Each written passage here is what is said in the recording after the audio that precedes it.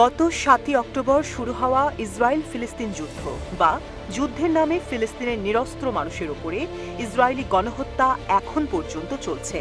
আর এই দীর্ঘ সময়ে নানান দিকে মোড় নিয়েছে এই যুদ্ধ।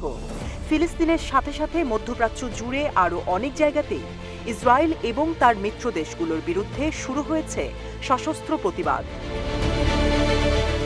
সিরিয়া, ইরান, লেবানন, তুরস্ক এবং ইরাকের ইসলামিক রেজিস্ট্যান্স জোর গলায় বলে আসছে অবরুদ্ধ গাজার মানুষের মুক্তির কথা। তারা ইসরায়েলি দখলদার বাহিনীর হাত থেকে নিপীড়িত নিরস্ত্র গাজাবাসীকে উদ্ধার করতে এবং তাদেরকে নাগরিক অধিকার ফিরিয়ে দিতে বদ্ধপরিকর। এরই ধারাবাহিকতায় তারা প্রকাশ্যেই ইসরায়েলি দখলদার বাহিনী এবং তার মিত্রদের প্রতি হুঁশিয়ারি জারি করেছে। তারপর ইরান গত ১৩ এপ্রিল এক বিধ্বংসী হামলাও চালায় ইসরায়েলের চলমান আগ্রাসী কর্মকাণ্ডের জবাব হিসেবে। এই হামলার কার্যকারিতা বুঝতে হলে ইসরায়েলি দখলদার বাহিনীর পরবর্তী আচরণ বিশ্লেষণ করতে হবে।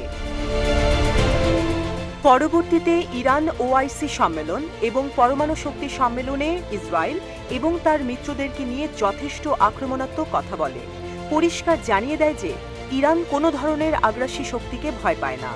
এমনকি তাদের মূল লক্ষ্য এখন ফিলিস্তিনকে মুক্ত করা, আর সেই সাথে লেবানন এবং সিরিয়া থেকেও বৈদেশিক সাম্রাজ্যবাদী শক্তিকে বিতাড়িত করা। তারা সমগ্র মুসলিম বিশ্বের প্রতি আহ্বানও জানিয়েছে ইসরায়েলি দখলদার বাহিনী এবং তার মিত্রদের বিরুদ্ধে দাঁড়াতে।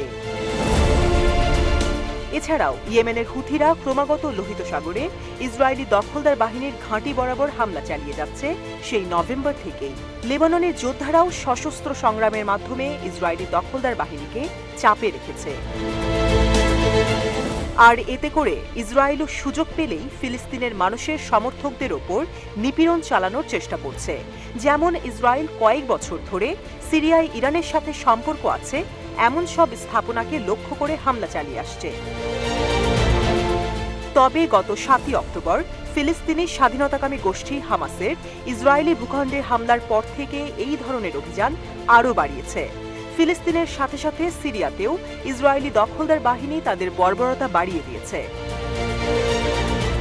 গত ১ এপ্রিল দামেস্কে ইরানের দূতাবাসের কম্পাউন্ডকে লক্ষ্য করে ইসরায়েলি দখলদার বাহিনী এক প্রাণঘাতী হামলা চালায়। এতে ইরানের রেভলিউশনারি গার্ডস কর্পসের একজন সিনিয়র কমান্ডার এবং সেই সাথে অন্যান্য সামরিক অফিসার শাহাদাত বরণ করেন। ইতিমধ্যেই অবশ্য ইরানের কাছ থেকে একটা উচিত শিক্ষা তারা পেয়েছে, কিন্তু এর মধ্যেই সিরিয়াও যেন তাদের উপস্থিতি জানান দিল।